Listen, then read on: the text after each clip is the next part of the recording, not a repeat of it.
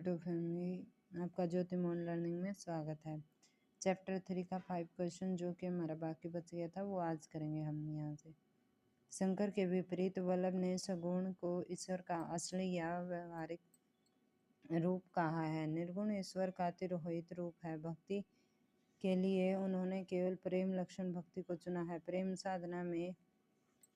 साधना में लोक मर्यादा और वेद मर्यादा दोनों का त्याग उचित है। जीव ईश्वर का अनुग्रह होने पर ही प्रेम लक्षणा भक्ति की ओर प्रवृत्त होता है। वल्लभ ने इस अनुग्रह होने की पुष्टि कहा और अपने भक्ति मार्ग पुष्टि मार्ग उनके अनुसार जीव 3 प्रकार के होते हैं। पुष्टि जीव इन्हें केवल भगवान के अनुग्रह का ही भरोसा होता है और ये नित्य लीला में प्रवेश पाते हैं। मर्यादा जीव ये वेद की विधियों का अनुसरण करते हैं और आदि स्वर्ग आदि लोक प्राप्त करते हैं। प्रवाह जीव ये संसार के प्रभाव में पड़े रहते हैं।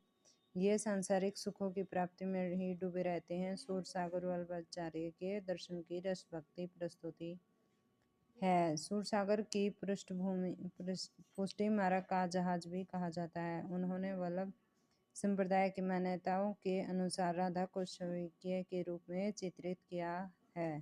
सूरसागर वल्लभाचार्य के दर्शन की रस भक्ति प्रस्तुति है। सूरसागर को पुष्टि मार्ग का जहाज भी कहा जाता है। उन्होंने वल्लभ संप्रदाय की मान्यताओं के अनुसार राधा को शौकिया के रूप में चित्रित किया है। सूर ने व्यापी वैकुंठ को इस रस को सर्वश्रेष्ठ बताया है। इसके लिए वैकुंठ निवासी विष्णु भी ललायित रहते हैं।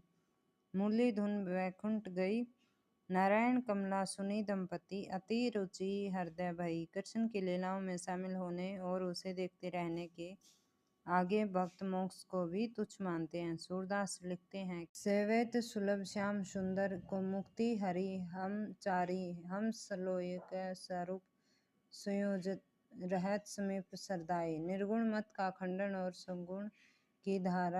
सगुण की स्थापना का वल्लभाचार्य के प्रयास की समानता सूरसागर में गोपी उद्धव संवाद के रूप में विस्तार में मिलती है। ब्रह्म प्रकृति के एकता की स्थापना, अविद्या माया के प्रभाव से जीव का भ्रम में पड़ना, विद्या माया के सहारे अपना स्वरूप पहचानना, कृष्ण लीला में अपनी शुद्ध बुद्ध बुलाना आदि दार्शनिक सिद्धांत कृष्ण काव्य में रचे बसे मिलते हैं। लाइक और सब्सक्राइब करें। Thank you for watching my YouTube channel.